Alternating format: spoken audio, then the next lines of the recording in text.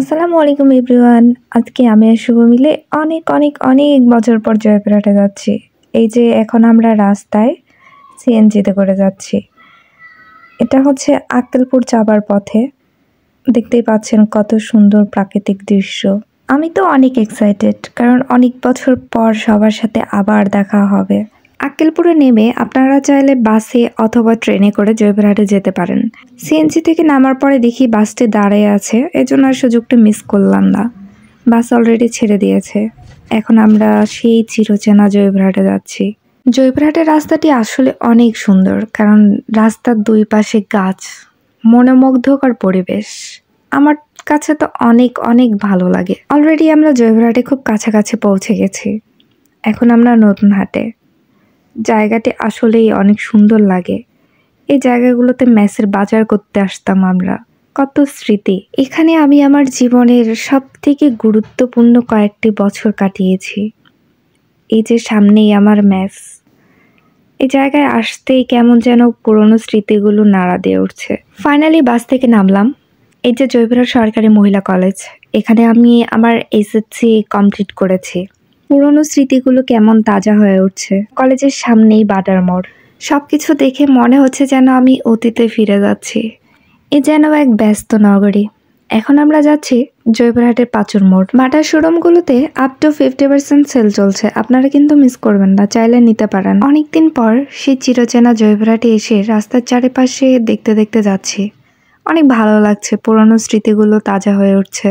আর হ্যাঁ, হাতে এটা কিসের প্যাকেট বলুন তো? জয়পুরহাট কিন্তু অনেক শান্তিপ্রিয় জায়গা, আপনারা চাইলে একবার ঘুরতে আসতেই। এটা শহীদ আবুল কাশেম ময়দান, জয়পুরহাটের একটি ঐতিহাসিক স্থান। এটি শহরের কেন্দ্রস্থলে অবস্থিত এবং বিভিন্ন সামাজিক, সাংস্কৃতিক ও রাজনৈতিক কর্মকাণ্ডের জন্য ব্যবহৃত হয়।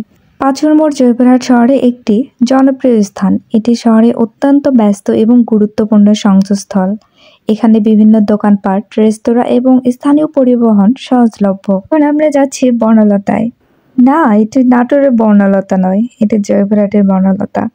এখানে সবকিছু খুবই রিজনেবল প্রাইসে পাওয়া যায়। আমরা চিকেন টোস্ট এবং পিৎজা অর্ডার করলাম। এখানকার চিকেন টোস্ট আমার খুবই খুবই পছন্দ, আমার কাছে অনেক ভালো লাগে। জায়গা থেকে আগে আমরা কেক নিয়ে বার্থডে সেলিব্রেট করতাম।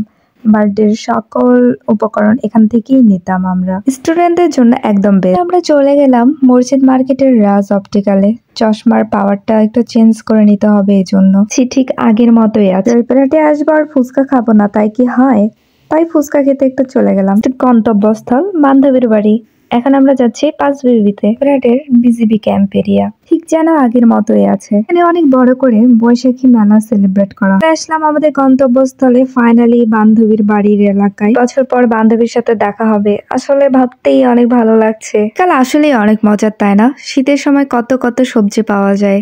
চারিপাশের দৃশ্য উপভোগ করতে করতে এখন যাচ্ছি বান্ধবীর বাড়িতে।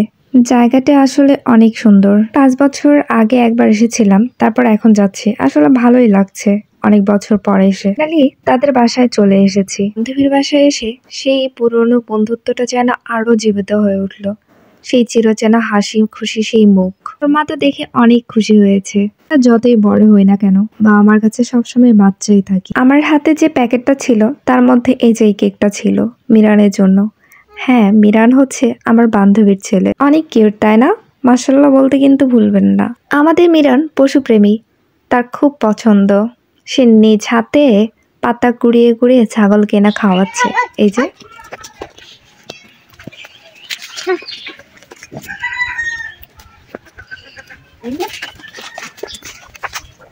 এদের বাড়িটা অনেকটা বাংলো টাইপের। চারিপাশে অসংখ্য গাছপালা, তার মাঝখানে বাড়ি। চারিদিকে চালতা এবং সুপারির বাগান।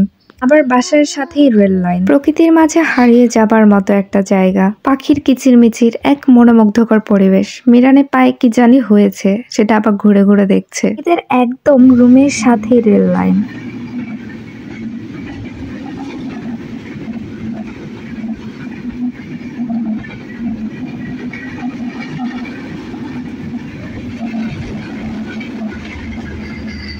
মিরানের সাথে আমরা চারপাশটা ঘুরে ঘুরে দেখছি। এতটাই কিউট যে খুব সহজেই মানুষকে খুব তাড়াতাড়ি আপন করে নিতে পারে। আমাদের সাথে খুব সহজেই মিশে গিয়েছিল। মনেই হচ্ছে না যে আমাদের এই প্রথম দেখছে। আন্টির হাতের অনেক অনেক রকমের খাবার পিঠা আমরা খেয়েছি, ওগুলো ছবি তো আর নেওয়া সম্ভব হয়নি, এখানে অল্প কয়েকটাই আছে। এত খাবার খেয়েছি যে একদিনেই অনেক মোটা হয়ে যাব, এই অবস্থা। সবাই মিলে আড্ডা দিলাম। আসলে সময়গুলো যে কত তাড়াতাড়ি কতটা দ্রুত কেটে গেল বোঝাই যায় না। সময়গুলো খুব দ্রুত চলে যায়। বান্ধবীর বাসা থেকে বিদায় নিচ্ছি। এই আমাদের গন্তব্যস্থল এখন জয়পুরহাট সরকারি কলেজ। জানি না আবার কবে আসা হবে এই বান্ধবীর বাসায়, হয়তো বা বৃদ্ধকালে। এর মতো এ পর্যন্তই। আল্লাহ হাফেজ।